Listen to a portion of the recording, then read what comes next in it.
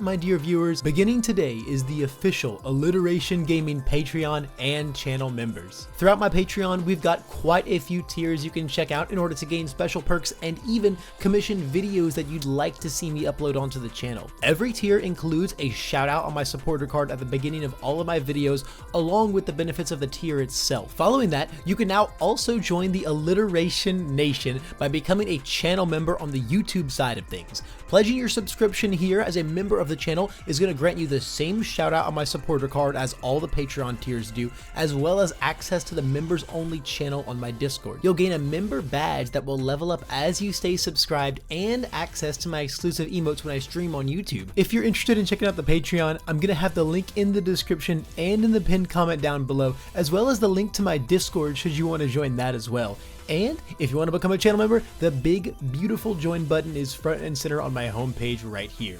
And if you do decide to support the channel in any way whatsoever, know that I am unimaginably grateful, and I can't wait to provide you with even more top-notch content at my trademark top speed. Now, let's get on to the video. Good evening, my dear viewers. Welcome to another Alliteration Gaming video. My name's Levi, and today we're going to be doing another build a deck. This time, my good patron Thomas Ballenger has tasked me with updating and modifying, and of course, putting all of the finishing, refining touches on an Evil Toga deck based off of weapons and of course my dearest Blood Moon rending. Quick reminder, if you want your own build a deck experience like this, you can hit up my Patreon in the links down below and check out that tier or any of my other ones to commission other types of videos from me. With that being said, let's jump right into this deck and see what it's all about. The biggest thing I'm looking for here, this is only like the third deck that I've ever built. I only started playing a few months ago. Okay, little newbie.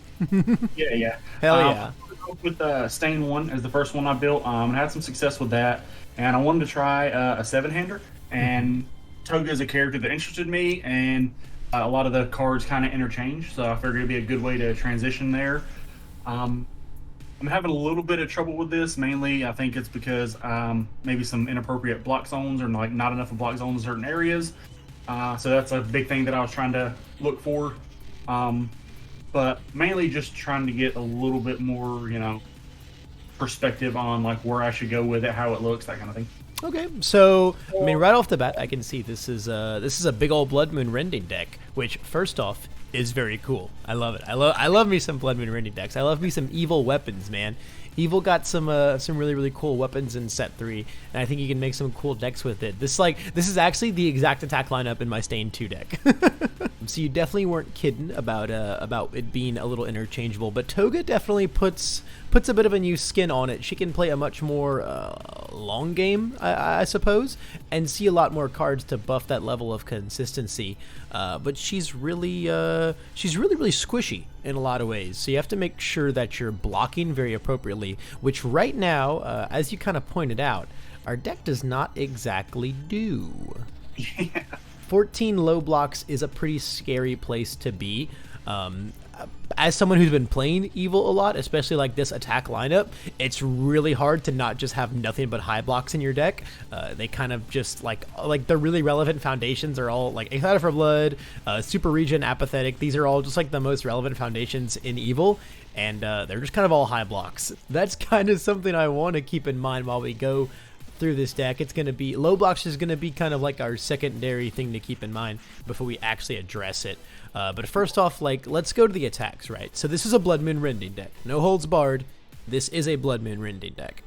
Blood Moon does offer us a little bit of leeway because it's not weapon, it's attack weapon. So we do have that leeway to have like an opener that isn't a weapon. So that's where I've got a couple moves down here, namely Tongue Whip and Compression Sphere.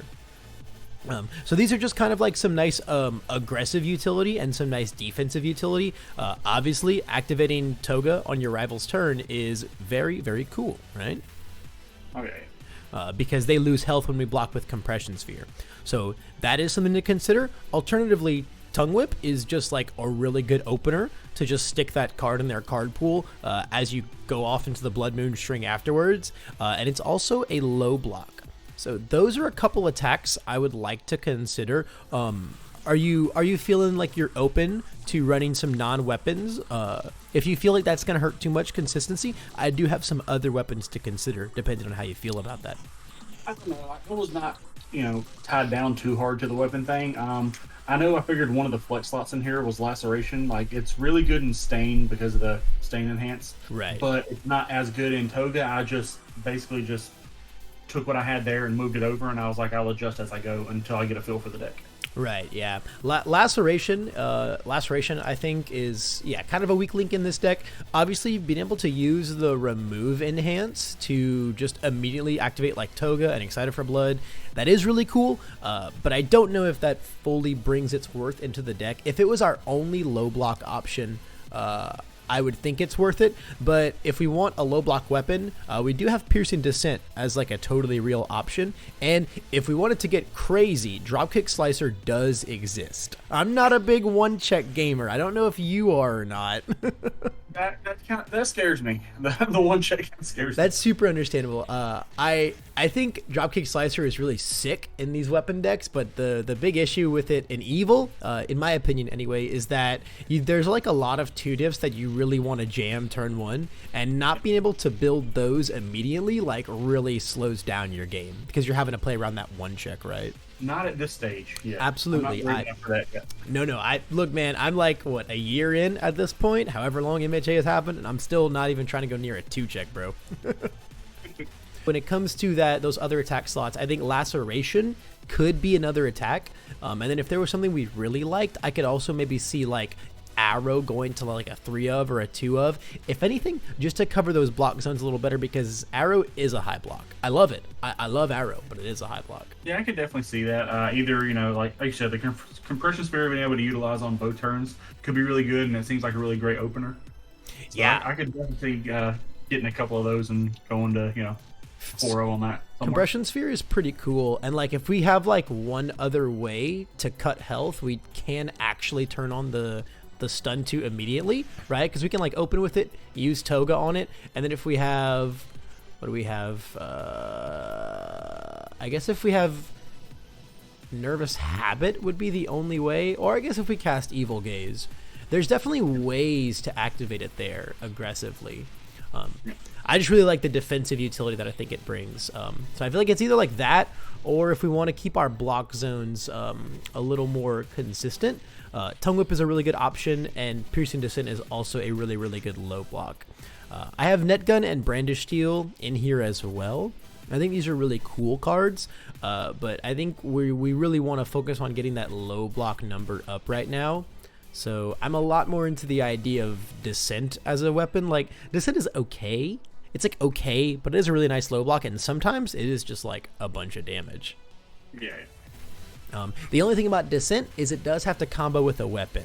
So I think it depends like how all in we want to go here, right? Because we can start off with a non-weapon and still get Blood Moon off, but if Piercing Descent is our second one, then we actually can't start with a non-weapon, right? So there's a lot of avenues to consider here when it comes to protecting our combos, and just kind of like how risky do you feel like you want to be? Yeah, I think either, like you said, either like the compression sphere and the tongue whip. I don't know.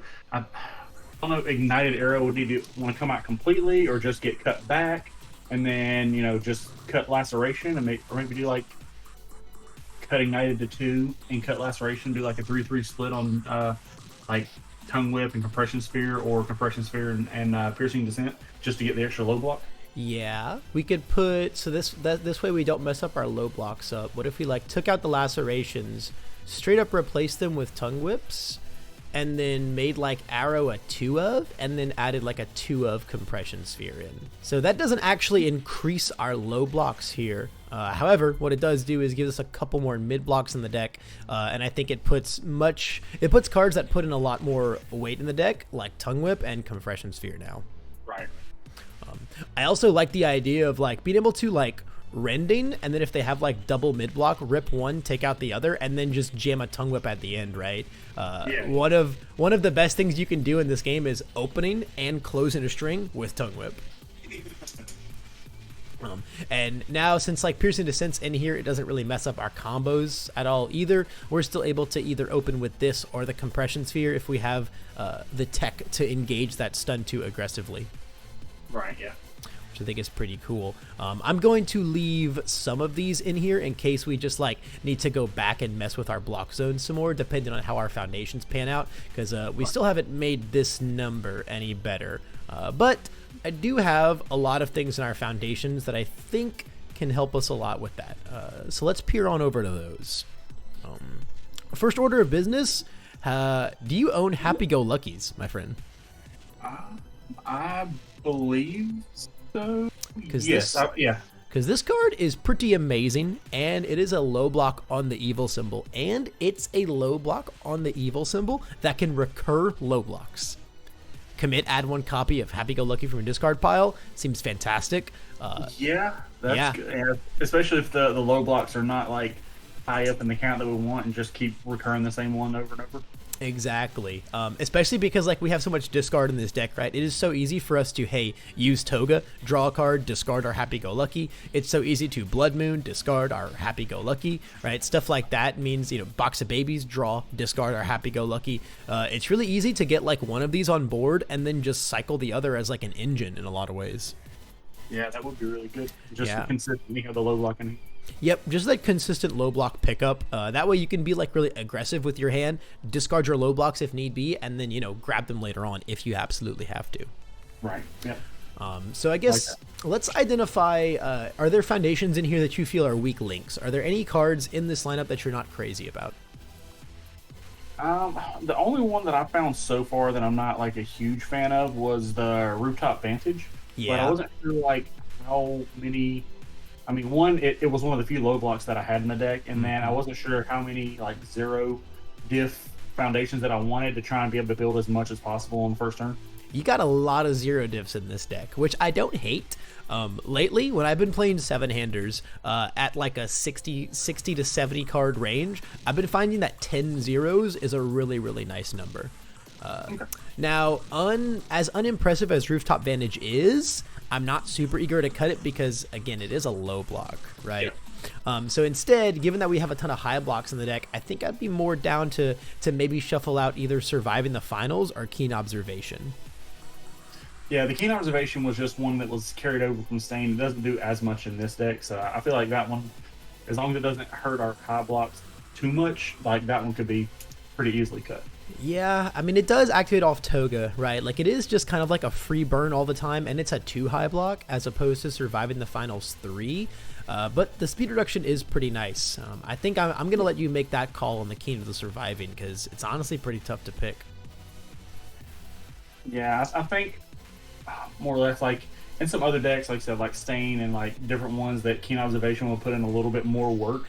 But I think their Surviving the Finals is probably just better overall, even though it is like one more on the check. Right. All right. Well, let's get Keen out of here, and let's just jam 4 Happy-Go-Luckies in there, and immediately we're gonna feel so much better about our low block number at 18 now as opposed to its 14. That I'm really not even too. I'm thinking we're not even really gonna have to go back into our attacks. So let's kind of continue here. Now, you did say that you weren't super impressed with Rooftop Vantage. How would you feel about just replacing it with a card that has much more relevant text in Quick to Act? A little worse block, but this card does things. Yeah, the only thing like there is just the thing that scared me about Quick to Act is half health for Toga is 10, which a lot of decks can just easily get an attack to. So like letting myself get to the point where that can be utilized kind of scared me a little bit.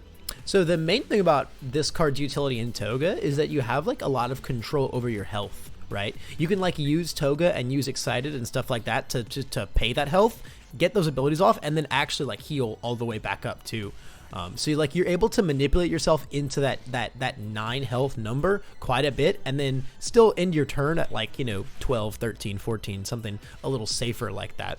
Especially with super regions in the deck. Yeah, and if like you can keep the at least one of each of the block zones in hand, should be fairly safe to just not die on the crackback. Exactly. The only thing that I really think to consider about this card is, again, +2 low block as opposed to +3. It's not like a massive difference, but it is still like a difference to consider, right? Right. So let's actually go back to that one, because I do have a low block that I have one more low block that I actually want to talk about a lot more, and that's bench press. If you've lost health this turn, your attack gets +1 damage. We do that every single turn. Every single turn we pop this off, and it's a low block. Also, it's like a mini super regen in some ways too, right? Just 2 health instead of 3. Yeah, that's true. Good. This card in later games, and with those that couple extra points of health could make all the difference. Yeah, this card is amazing in Toga, my friend, and I think we should be looking to get like at least 3 of these inside of our deck, because it is like just a free +1, +1, +1, +1, +1 every time that we're just playing our deck, right? True. So honestly, right now our highs and our mids are kind of balanced. So I wouldn't really look to take out zones here. I would really just look at, like, are there any cards that you feel aren't pulling a ton of weight? Specifically 2 diffs, if we can try and keep that balance even. Yeah, I think the one that I feel myself using the least, or like doesn't feel as like super good for me, is like the cool student. The hero killer is okay, but I'm not completely sold on that. So I would say somewhere between like cool student and hero killer. I think hero killer like doesn't, it's not a very active card, but the main thing is, like, the second you get one on board, your rival just like can't go to deadlock, right? Because they just get like messed up by stun 2 on everything. But we do have some really insane deadlocks on both Knife Slice and Piercing Needle, so maybe that deadlock pressure isn't super relevant. Do you find yourself going into like really long games quite a bit with this deck? Not so much. Usually, just defend until the opponent leaves that, little small spot open, and then just try and jam as many attacks as possible in the turn and go for it. Yeah, no, I'm pretty down with that. I do like the cool student just because it helps us block a little bit. That's like honestly my main concern with this card in here, is that it just helps us block a little more, and we are a 20 health character with some very suspicious block modifiers. Yeah.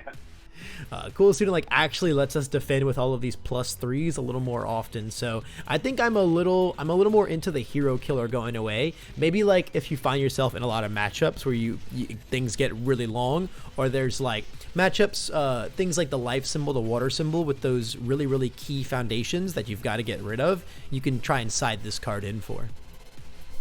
Okay, yeah, that makes sense. I like that. Yeah, because, like, man, this card taking care of, like, getting an Excited for Blood out of the way, getting a rescue completed out of the way, a release out of the way, omega value. But when your rival's just not building things like that, really, it just kind of sits there, I mean, yeah, it seems like almost a little redundant having the 4 copies of Apathetic and 3 copies of Hero Killer. Right. That is the other thing, too, is anything that's super problematic, you can Apathetic, right? So let's get the hero killer out of here, and let's just stick 3 copies of bench press in here. So now honestly our zones are looking really nice now, and we can more so just look at like cards that we actually enjoy in our deck, right? So I have a couple other 3 diffs in here. How do you feel about Sticky Balls or In the Typhoon? I'm not sure. Read In the Typhoon.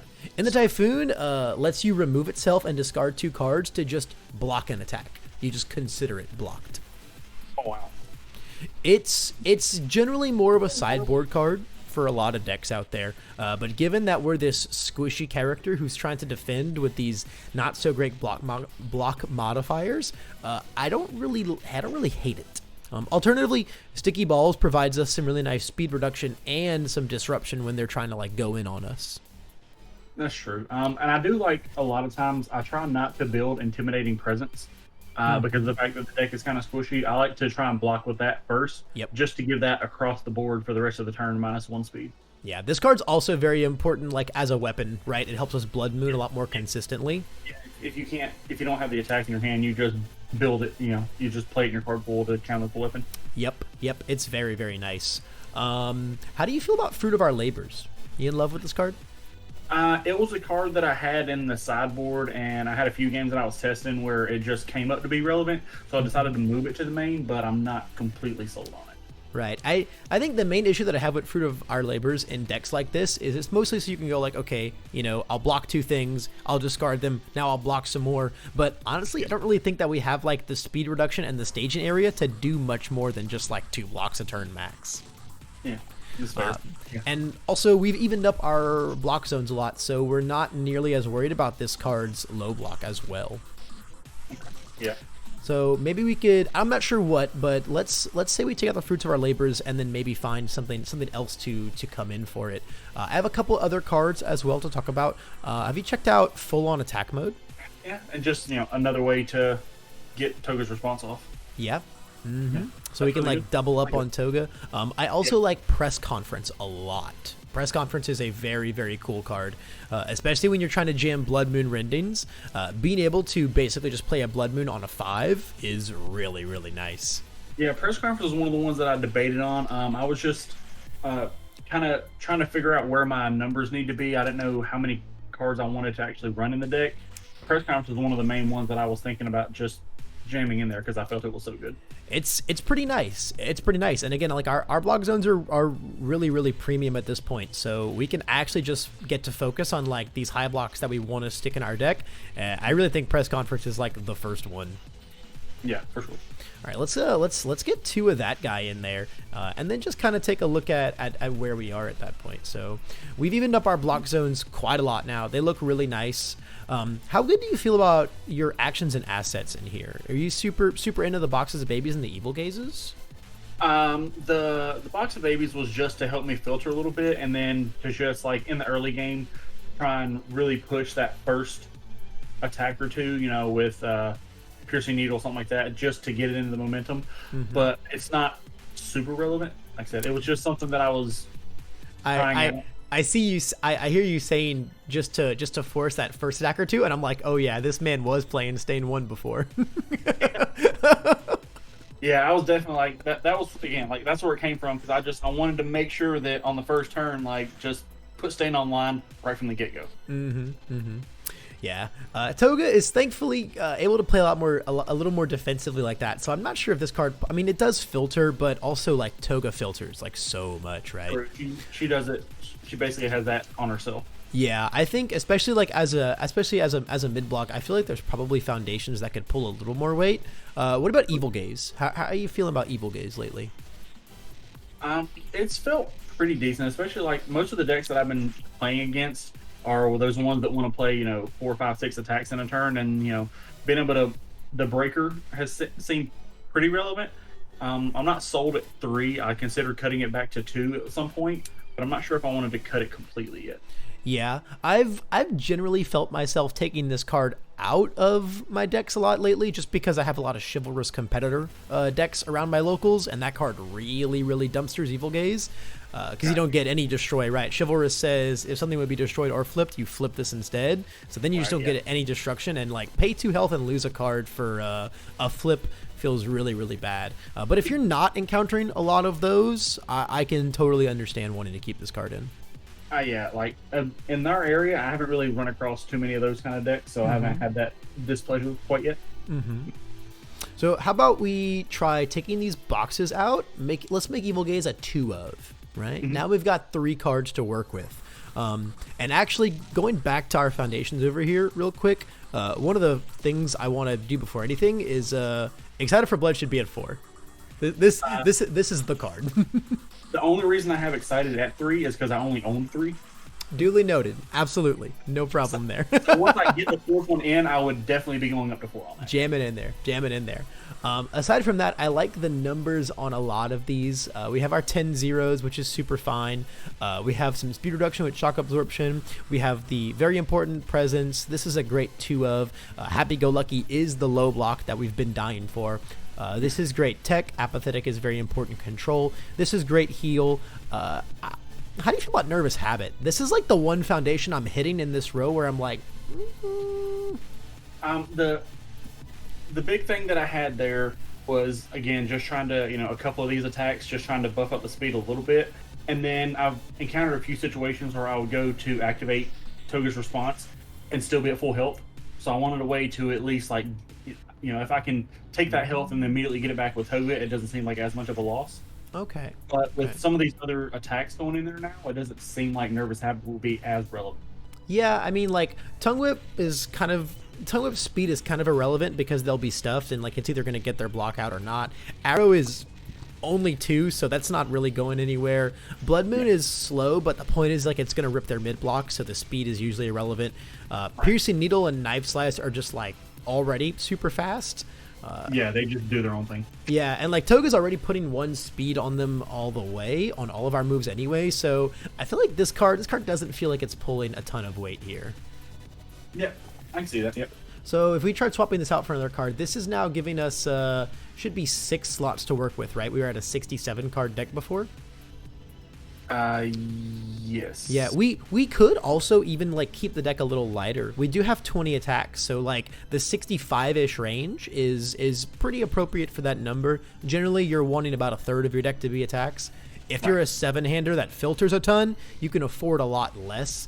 So I think it's probably more so time to think about just like what cards we want going into our deck. Because we have a lot of cards that we really want to see. And it's just a matter of, you know, the bigger our deck is, the less likely we're going to be seeing those as consistently.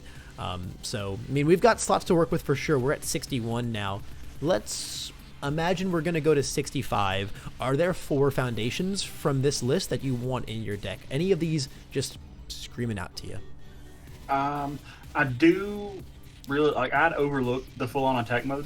I do nice. really like that one. I'm not sure how many 3 diff foundations that the deck would want, but Sticky Balls is good, and like Quick to Act jumps out at me as well. Okay, so let's scrap in the Typhoon. But yeah, full on attack mode, I love. The big thing about full on attack mode is it really like helps you weaponize your stage a lot. When you're ready to go in and you have bench press for +1 damage to everything, floating for +1 damage to everything, and then a full on attack mode for +1 damage to everything in a manner of speaking, it gets really crazy really fast while you're stringing out, especially these Blood Moon turns, man. Yeah, especially like when you tell your opponent that yeah, I mean it's a 3 mid for 4, but it's also going to drain you for another 4. Exactly. Also, it makes the half blocks like really annoying. Really bad, yeah. Yep, and then like the Toga responses stack up. Yeah, man, I think this card is just awesome. I love this card. Yeah, I think that's a good one. So if let's say we're gonna go to 65, right? What if we toss in a 1 of Sticky Balls and then 3 full on attack mode? Sounds good to me. That sits us now at a nice 65. Our zones are 26 highs, 20 mids, and 19 lows. That doesn't feel bad at all. I think this looks really good. I know you said Quick to Act seems really cool. How do you feel about Quick to Act just over Rooftop Vantage? We kind of talked about that earlier. You know, the difference in the block mod is notable, but your final verdict on it. I think as far as like, yeah, the block mod being a little bit higher is bad, but I think as far as utility goes and the way you explained it to me there, that, yeah, you can get down to 9, but in the same terms, still go back up to like 13, 14, 15. I think as far as just because the utility is better, especially on those turns that you're, going to go in and try and go for the kill turn, I think Quick Act would be better for that than just, knowing what's on the top of your opponent's deck. Yeah, I think this looks beautiful. I think this is going to be a super sick deck. I think it looks good too. I'm gonna hopefully. There's a couple things I'll have to get a couple more copies of, things like that. But I'll definitely have to try and get it together in the next few days or so and start doing some testing. Yeah, I gotta pick up some DLCs. We put them Tongue Whips in there. We put them Happy Go Luckies in there. My man is a DLC gamer now, dude. Yeah, man, thanks so much for coming on and letting me help you out with this deck, dude. This is pretty cool. It's really funny that this is like such a niche deck, but I have like a really, really like layered level of experience with because of all my stain decks. Yeah, I really like it. Like, I think as so far, like I've tried a few different things, and like the evil symbol is kind of like where my happy spot is so far. Yeah. So I really like this, and like I think Toga's a neat and interesting character, so I wanted to try her out. She's just so generic, and like you get to just see so many cards, right? That's just fun. That's just fun for any card gamer. And that's gonna put a wrap on this weapon-based Evil Toga deck. A big thanks again to Thomas for commissioning this video, and if you want one just like it or other types of videos you can commission from me, you can check it all out down in the Patreon. And if you enjoyed or learned anything from this video, I'd appreciate some feedback via the like button down there, and of course more content, the subscribe button is what you want to smash. You could also hit the join button to support my channel even further and get you some cool exclusive perks like badges and emotes when I stream on YouTube. That's going to be all the time I've got for today though. Thanks so much just for making it to the end of this video, and I hope I'll see you in the next one.